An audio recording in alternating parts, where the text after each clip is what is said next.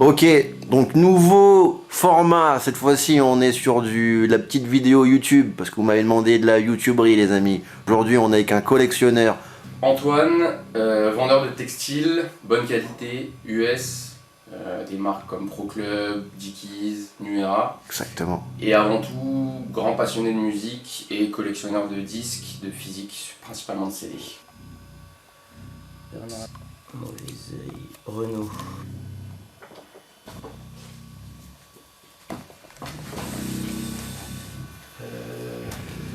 C'est quoi cette pochette? CD, il a quelques vinyles, il fait le timide, il a des vinyles aussi. Alors, question traditionnelle que je pose dans le podcast en format audio. Alors, si je te parle de passion, qu'est-ce que ça t'évoque et quand a commencé cette histoire d'amour avec la musique, s'il te plaît? Alors, pour moi, la passion, ça évoque soit la frustration, soit le manque d'argent, soit les deux. Mais c'est pour ça qu'on continue à alimenter ces passions. C'est quelque chose qui nous tient jusqu'au bout. Le point de départ, c'est ma tendre enfance. C'est la bibliothèque musicale de mes parents. Les CD que j'ai écoutés, que mes parents me faisaient écouter étant enfant. Je dirais que mon premier vrai souvenir musical, c'est le premier album de Renault, Amoureux de Paname, qui étant petit me faisait rire dans le vocabulaire, dans les mots utilisés, l'accent parigot et le côté aussi, on grandit à Paris Sud, Montrouge et 14e arrondissement, le côté parisien, les références à la porte d'Orléans, à tout ça, la cover avec le Renault cheveux longs, la clope roulée dans la bouche et le béret. Monte un peu pour voir. La pochette. Ok. Voilà, ouais. Et la back cover avec prise devant le réservoir d'eau dans le 14e arrondissement. Voilà, devant le réservoir d'eau parisien dans le 14e arrondissement. Donc c'était mon quartier, donc je me sentais assez proche de ça. Génial. C'est quoi le premier CD que t'as acheté avec ton argent? Tu te rappelles ou pas? Je sais plus si c'était avec mon argent, si c'était un cadeau que j'avais expressément demandé, mais je dirais le deuxième album d'Oxmo Puccino, L'amour est mort, qui a été un peu ma porte d'entrée aussi dans le rap. L'amour est mort, Oxmo Puccino, deuxième album, 2000 ans. C'est un album qui m'a marqué étant jeune parce que le morceau J'ai mal au mic qui est très facilement écoutable, très facilement compréhensible, même par des jeunes qui n'ont pas forcément les notions du rap, du hip-hop. Donc c'est le morceau par lequel je suis rentré et en réalité c'est un album entre guillemets raté d'Oxmo Puccino qui est par la suite devenu un classique. Un album qu'il a, il me semble, totalement écrit dans sa tête, donc rien sur papier, qu'il a à moitié produit et avec quand même beaucoup de morceaux, pas mal de featuring, dont des bons featuring, je pense à Danny Dan par exemple. Pop Dan. Ou son entourage, donc Célèbre Boza, Date PPDA, etc. Un album qui vieillit moins bien selon moi que le premier, mais qui garde un son authentique avec des prises de risques finalement assez novatrices pour l'époque. Toi, c'est ton album préféré d'Oxmo, celui-là? Je sais pas si c'est mon album préféré parce que musicalement le premier est quand même, et même sur les paroles, le premier est difficilement surpassable. Ouais. Mais peut-être, je crois que dans mon cœur c'est mon préféré personnellement. Très bien, très bien. Moi, j'ai un son que j'affectionne particulièrement sur cet album-là, c'est Souvenir. Tu vois, c'est lequel? Ouais. Où il parle des amours perdus, des amitiés rompues, etc. Ce son-là, ouais, il me fait à la fois du bien et à la fois du mal. Oxmo est très très à propos des relations humaines et particulièrement de l'amitié, ce que je remarque. Souvent, les artistes sont plus dans les peines de cœur, etc. Lui, il est très très à propos de l'amitié. Ou dans les trahisons ou autre chose, comme ça. C'est vrai qu'il y a le premier son, il y a un son aussi... avoir des potes, etc.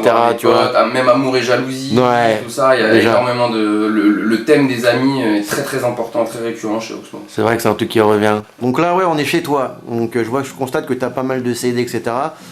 Pourquoi en 2025 tu continues à acheter des CD et tu les collectionnes? Ça devient d'où et pourquoi tu fais ça? Avant même de savoir pourquoi je les collectionne, déjà il faut savoir que le CD C'est comme je le disais tout à l'heure, ma porte d'entrée à la musique. Ouais. Quand j'étais gosse, il n'y avait pas de streaming, c'était le début du téléchargement illégal, mais bon, il m'a fallu un peu de temps avant d'entrer rentrer là-dedans, les torrents et tout ça, LimeWire, on s'en souvient. C'est le format de mon enfance, etc. Donc ça m'a paru naturel de retourner vers ce format, même si aujourd'hui, ce qui est extrêmement à la mode et ce qu'on comprend, c'est le 33 tours, pour la beauté de la pochette, pour le son un peu granuleux, etc. Le CD, ça reste quand même une innovation assez dingue, c'est pratique à balader en voiture, etc. Attends, je vérifie.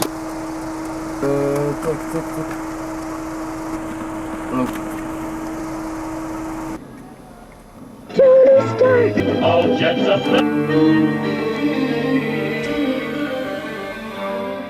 Iron Man. C'est une sorte de petite Madeleine de Proust, le fait d'essayer de retrouver un peu tous les CD avec lesquels j'ai grandi et ceux qui m'ont manqué quand j'étais gosse. Du coup, je t'avais demandé de me sortir 5 CD pour qu'on puisse en parler ensemble. Le premier, du coup, c'est lequel que tu as choisi? Alors, on a le premier album de Isaac Hayes, Hot Butter Soul, qui est absolument extraordinaire. Isaac Hayes, c'est peut-être selon moi, le plus grand musicien que la Terre ait connu. Un album sorti en 69, c'est pas le début de sa carrière, mais c'est le début de sa carrière solo. Et c'est un album extraordinaire, avec une voluptueux dans les compositions, dans l'orchestration, dans la voix, une voix très grave de Isaac Hayes, et surtout une inspiration énorme pour le hip-hop, parce que c'est peut-être l'un des artistes les plus samplés dans le rap américain, avec des mélodies qui sont incroyables. On pense à Can I Live de Jay-Z ou Street of Mother de Corrupt. Donc vraiment des morceaux extraordinaires, des morceaux fleuves, orchestraux, des morceaux qui peuvent parfois durer 6, 8, 12, 15 minutes. Voilà, ça c'est un album où il y a officiellement 3 titres, dont un qui dure 18 minutes 42. Donc je vous laisse imaginer ce genre de morceaux fleuves. Snoop Doggy Dogg, un sacré classique de 93, donc le premier Snoop, Doggy Style. Death Row, voilà. Et la particularité de ce CD, au-delà de la bonne musique qu'il contient, c'est que c'est le pressage original de 1993, le pressage US. Voilà. Quoi? Parce qu'il y a une version où il y a un son en moins, c'est ça? Alors, il y a une version où il y a un son en moins, il me semble que c'est G's Up, Rose Down. Sur un sample, je crois, de Isaac Hayes, et avec en toute fin, je sais pas si on voit bien, fin de tracklist de Next Episode. Exactement. Qui n'existe pas qui n'est pas pressé sur le disque. C'était juste soit une erreur, soit un teasing. Finalement, vous connaissez tous The Next Episode qui sortira en 99 sur 2001 de Dr. Dre. Exactement. Qui n'a probablement rien à voir avec cette version qui peut-être a été enregistrée, je ne sais pas. Mais voilà, album très important dans la culture hip-hop et même dans la musique en règle générale. 93, produit par Dre. Voilà, extraordinaire album avec une pochette iconique qui avait fait scandale à l'époque, qui aujourd'hui est plus que soft. Mais voilà. Même année, on a donc le Wu-Tang, le premier album du Wu-Tang, classique absolu du rap new-yorkais et même du rap tout court. Donc ce qu'il y a d'intéressant, c'est que c'est sorti la même année que Doggy Style. On a deux sons, et d'ailleurs deux ambiances, ça se voit juste à la pochette, complètement différentes. On était à cette époque dans un côté très lycée, très funk de la West Coast. Le Wu-Tang débarque avec un son immonde qui sort de la cave du Reza. Comme je l'ai dit, le mix n'est ni fait ni à faire et est pourtant parfait. Ça pue les égouts. Je me le suis pris étant très jeune avec des morceaux faciles d'accès comme Cream ou comme Tears, avec des samples soul. Finalement, des morceaux comme Bring the Rockers, Clan in the Front ou Protect Your Neck ont grandi en moi et font partie maintenant de mes morceaux préférés. Et je vous parle même pas de The Mystery of Chess Boxing, qui est extraordinaire, avec un couplet légendaire de ODB, un clip incroyable. Donc voilà, album, il me semble, assez mal compris à sa sortie. Aujourd'hui, complètement blueprint du rap new-yorkais, et c'est la renaissance du rap new-yorkais. Quel logo, quel logo. Quel logo, logo original avec Wu-Tang Clan au milieu, dessiné il me semble par Mathématique, le DJ officiel du Wu-Tang et qui aujourd'hui est même a dépassé les frontières de la musique, du hip-hop, de tout ça.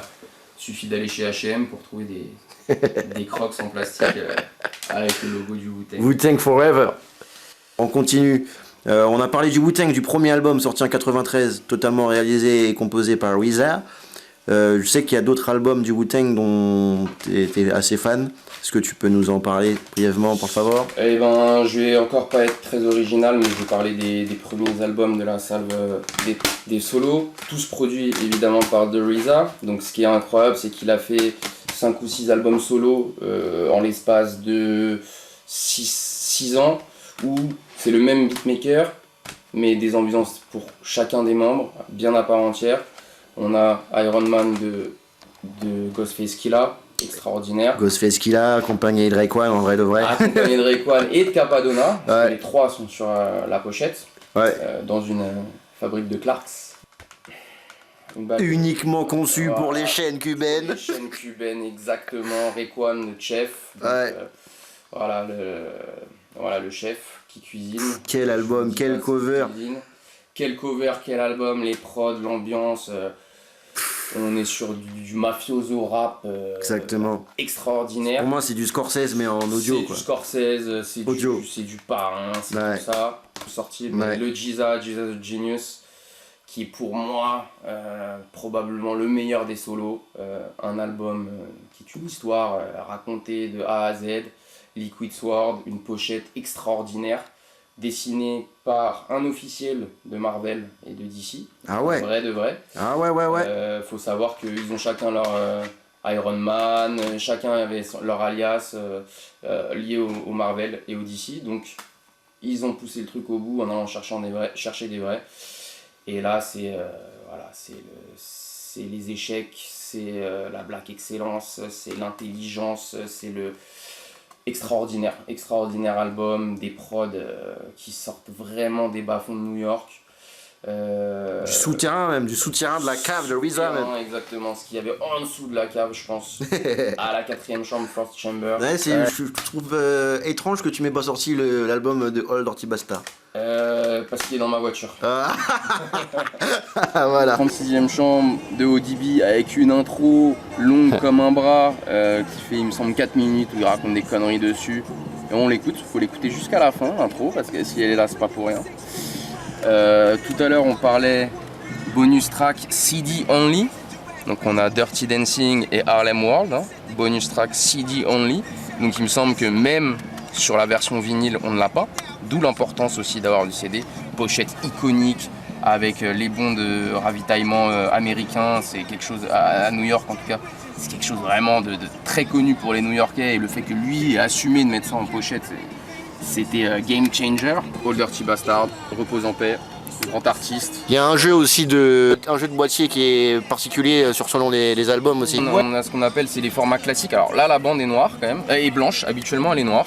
Donc comme par exemple là le ASAP, le deuxième officiel de ASAP Rocky. Donc là, on est vraiment sur ce qu'on appelle des Jewel Case.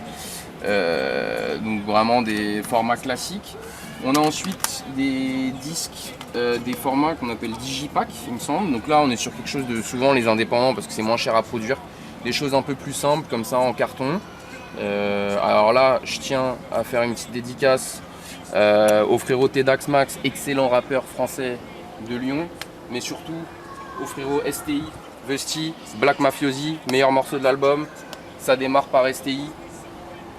Restez branchés sur STI, c'est très important, ça va arriver très très lourd. Il ne faut pas dormir, il ne faut pas dormir. Très grand rappeur français, vraiment.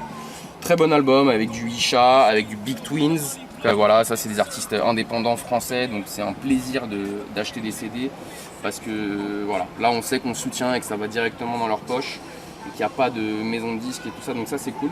Tu m'as parlé tout à l'heure d'un album que tu as en plusieurs exemplaires et qui a un boîtier spécial. Ouais, alors un de mes artistes favoris des années 2000, Justin Timberlake, que j'aime beaucoup pour diverses raisons. Parce qu'il te ressemble. Apparemment. Future Sex Love Sounds, son deuxième album solo. Donc j'ai la version Jewel Case classique à la maison, mais là on a une autre version qui s'ouvre de cette manière, donc avec la tracklist de ce côté et de ce côté-là. Voilà, avec tracklist et crédit. Donc on voit évidemment les Timbaland et autres Pharrell Williams. Et ici, hop, on ouvre, on a le disque, et là, voilà, petite fantaisie de notre ami Justin Timberlake qui se cache derrière. Donc voilà, ça c'est vraiment... C'est là aussi où tu vois l'importance du graphisme et tout. L'importance du graphisme et même de la conception, tout simplement, de la conception de l'objet. Alors on est sur un bout de carton tout simple, hein, mais voilà, fallait y penser, on reste toujours là. Il me semble que cette photo elle est extraite d'un clip, en plus de l'album, je sais plus lequel, mais c'est peut-être d'ailleurs Future Sex Love Sound, le titre éponyme.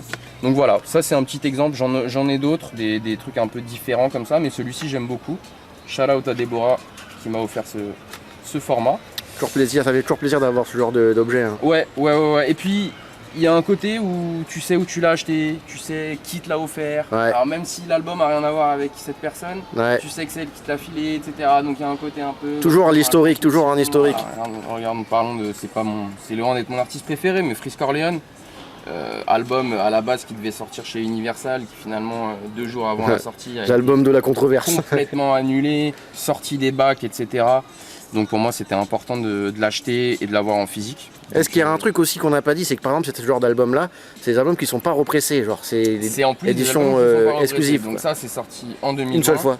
C'est probable que ça ne ressorte jamais. Ouais. Effectivement. Et on est quand même sur selon moi le meilleur album de Frisk Orleans. Bien sûr, avec une intro qui... Une intro extraordinaire, un morceau avec notre ami Alpha One complètement dingue, et des feats de fou. Les arts martiaux. Des Stavo, des Sporuti, des Roy Enoch, Alpha 520 et Sean. Monument. Et voilà. Pourquoi t'aimes écouter de la musique dans ta voiture en CD? Qu'est-ce que ça te fait? Alors là, on est vraiment sur une habitude, je dirais, depuis que l'autoradio existe. Hein, on fait tourner de la musique. Depuis que tu as ton permis, tu as toujours une voiture avec un lecteur CD? Toujours. C'est ma première voiture. J'espère pas la dernière, mais voilà, c'est ma première voiture. J'ai toujours le lecteur CD. Et pour mes prochains achats de voiture, ce sera quelque chose de très important. Ouais, je me vois pas avoir de voiture sans lecteur de... Parce que je trouve ça très, un peu nul, le fait que sur les nouvelles voitures, il n'y ait que du Bluetooth, etc. Ça a participé aussi à la disparition du CD. C'est terrible, ça participe à la disparition du CD, à la disparition de la musique physique et toujours voilà, à tout digitaliser, tout avoir dans une chose qui est le téléphone. Ouais. Et avec en plus un son assez médiocre parce que déjà que ça sort de la plateforme de streaming. Donc c'est compressé à mort. C'est compressé via le Bluetooth, etc. Donc on est vraiment sur la musique de basse qualité. Ici, c'est pas un système son de dingue, mais on a une petite représentativité de ce qu'est la bonne manière de presser du physique.